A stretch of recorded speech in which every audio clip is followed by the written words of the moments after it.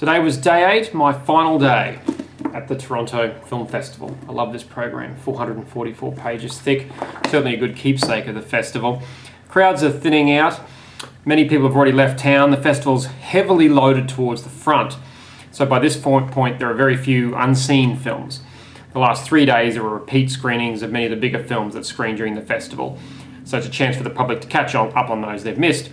Look, it's been a blast as far as I'm concerned. Hope to be back soon, sooner rather than later. I've seen 30 films over the 8 days, had a chance to see some of my favourite actors and filmmakers in the flesh, and I don't think there's a festival in the world that's this big that has such unprecedented access to the public. Started this morning 9 AM with Anonymous.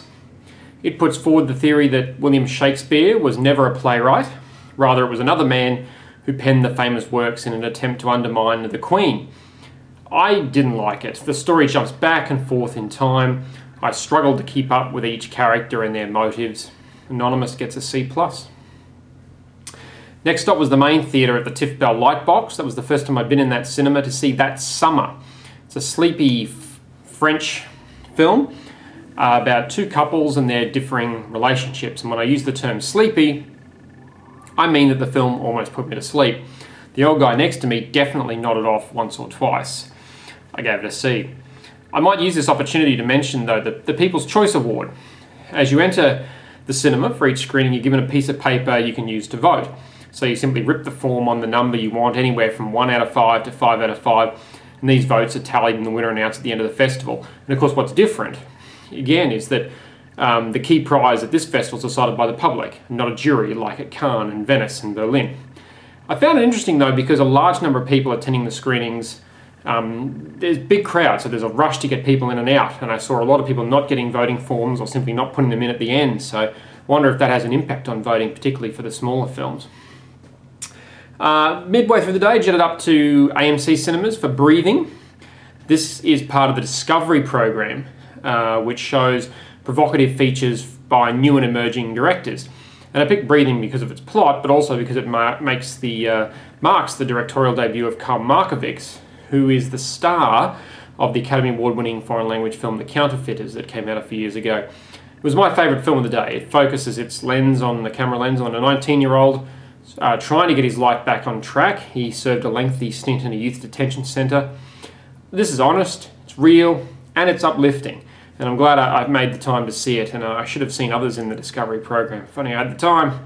But yeah, I liked it. A- for Breathing.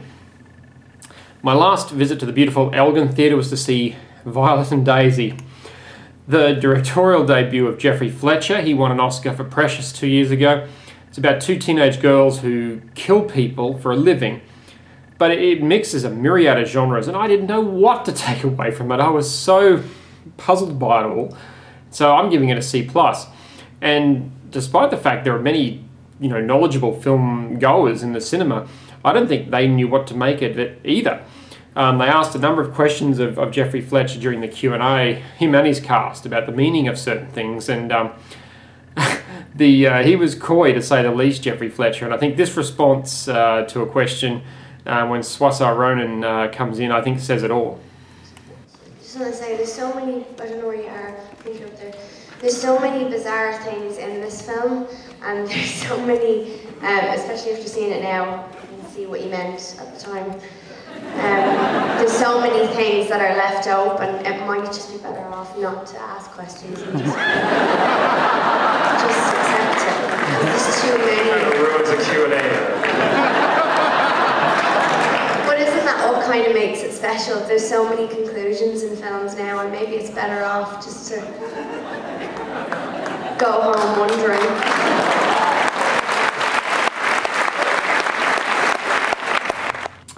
My final film of the festival marked my first visit to Roy Thomson Hall. It's the main showcase theatre that hosts the big galas.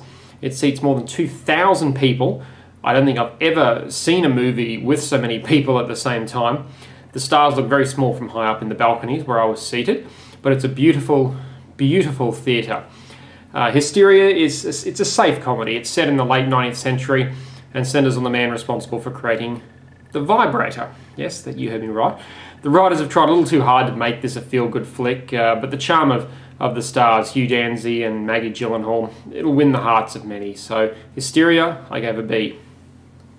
And that, my friends, is that. As I watched the crowds pour out of Roy Thomson Hall, I knew my time in Toronto was over. I'll write more about the festival when I'm back in Brisbane, but I thought I should quickly go through my top 10 films out of the 30 I was able to see, and they were in reverse order. Number 10, Breathing, which I mentioned before. Number 9, Restless, the new film from Gus Van Sant. 8, The Ides of March, directed by George Clooney. 7 was Shame, with Michael Fassbender's great performance. 6, Drive, which was one of the big hits to come out of Cannes. Number 5, The Artist, the black and white film that's an Oscar frontrunner. 4, Albert Nobbs, thanks to an incredible central performance from Glenn Close.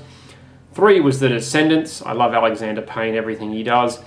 2 was 50-50, just such a great feel-good film about friendships. But my favourite film of the festival, number 1, was Sarah Polley's Take This Waltz. It's actually a Canadian film that's set here in Toronto, so it seems like it's a perfect choice.